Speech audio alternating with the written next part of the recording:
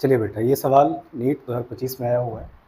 चलिए देखते हैं उन्होंने क्या पूछा और इसका आंसर कैसे है। उन्होंने हमको सवाल दिया है कि एक रॉड है, 20 केजी उसका मास है और उसकी लेंथ 5 मीटर की है। स्मूथ वॉल पे वो रखी गई है 60 डिग्री के एंगल पर। तो 60 डिग्री एंगल बना लेते हैं।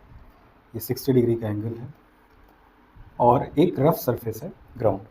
तो आइए देखते हैं इसको कैसे कैलकुलेट करना है। उन्होंने हमसे कहा है कि आप फ्रिक्शन फोर्स की वैल्यू को बताइए, जो कि रॉड के एंड पर लगेगा, उस एंड पर जो कि सरफेस के कांटेक्ट में है। तो देखिए, इस सवाल को करने के लिए सबसे पहले हम सारे फोर्सेस को दिखा लेते हैं। तो एक बार देखते हैं कैसे, कौन कौन से फोर्सेस हैं। तो पहला फोर्स रॉड पर मास की वजह से उसका वेट लगेगा, और आप सबको पता है वेट डाउनवर्ड होता है, तो डाउनवर्ड mg। तो mg की जो वैल्यू आ जाएगी, m 20 है, g 10 है, कितना आ जाएगा 200 न्यूटन। बहुत बढ़िया। रॉड दो कांटेक्ट में है एक वॉल के साथ, तो एक कांटेक्ट फोर्स लगेगा रॉड पर वॉल के कारण, उसको हम नाम दे देते हैं n1, और एक लगेगा सरफेस के कारण और उसको हम नाम दे देते हैं n2। अब ये जो एंड है रॉड का, उसकी टेंडेंसी है आगे की तरफ स्लाइड करने की, तो जो फ्रिक्शन होगा वो पीछे की तरफ लगेगा, और उसको हम इस तरह दिखा देते हैं और नाम देते हैं Fs। ये हमने सारे फोर्सेस दिखा दिए। अब हमें करना क्या है, इक्वेट कर देना है, क्योंकि रॉड इक्विलिब्रियम में है। ट्रांसलेशनल इक्विलिब्रियम भी है इसका, और रोटेशनल इक्विलिब्रियम भी है। तो एक एक करके कर लेते हैं। ट्रांसलेशनल इक्विलिब्रियम से नेट फोर्स 0 होना चाहिए। तो देखते हैं कौन किसके अपोजिट में है। तो n1 के अपोजिट में फ्रिक्शन आ गया, तो ये फिक्स हो गया कि n1 की जो वैल्यू होनी चाहिए वो फ्रिक्शन फोर्स के बराबर होनी चाहिए। दूसरा, n2 अपवर्ड है, वेट डाउनवर्ड है, तो n2 की जो वैल्यू हो जाएगी वो 200 न्यूटन हो जाएगी। तो यहाँ से हमें मिल गया।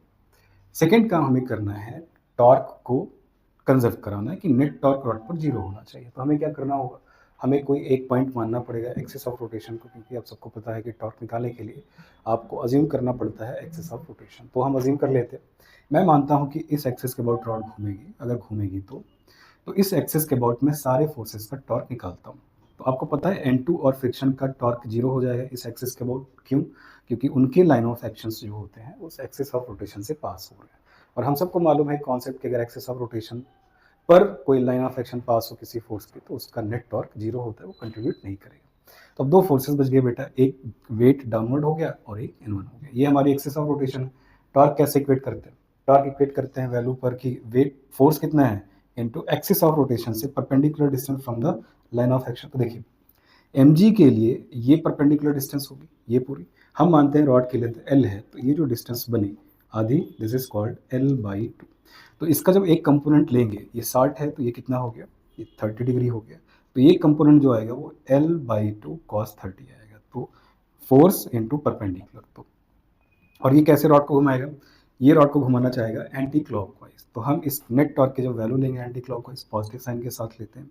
तो यहाँ लिखेंगे 200 इंटू l/2 cos 30। n2 और fs का 0 हो गया, n1 का निकाल लेते हैं। अब इस एक्सिस ऑफ रोटेशन के अबाउट n1 उसको क्लॉकवाइज घुमाएगा, क्लॉकवाइज घुमाएगा तो साइन उसका निगेटिव होता है।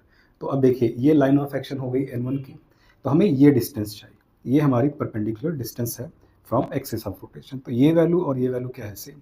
ये l है, ये 60 डिग्री है, तो ये जो लेंथ बनेगी l cos 60। तो फोर्स की वैल्यू हो गई n1 into l cos 60 is equal to net torque, और वो कितना होना चाहिए 0। तो यहाँ से इक्वेट कर लेते हैं, 200 into l/2 into √3/2 is equal to n1 into l into 1/2। l/2 से l/2 कैंसिल हो गया,